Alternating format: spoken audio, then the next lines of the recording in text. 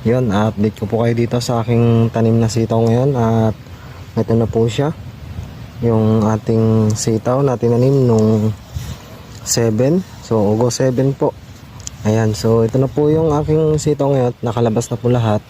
At maganda rin po yung pagkaulan. At hindi siya masyadong nahirapan sa paglabas.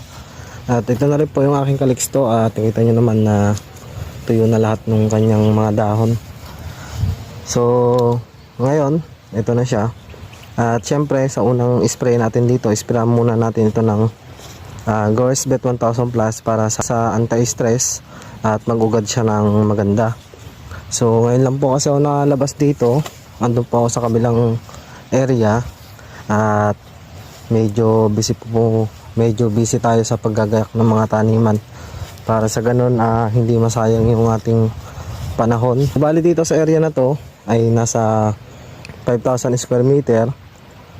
Pumasok ng buto dito ay halos 5 kilos yung pumasok na buto ng emerald. So emerald po yung aking tanim dito na sitaw. So ito po yung tanim ko nung nakaraan season. So abangan nyo yung aking pag-i-spray. Mag-i-spray ako nito pagka naka 10 days na po itong ating sitaw. I-sprayan ko na po siya ng Gorse Bet 1000 Plus. Kung kayo naman po makakakuha ng mga punla, maganda po nating isprayan nyo para mag-ugat po siya ng maganda at kumapit agad sa lupa.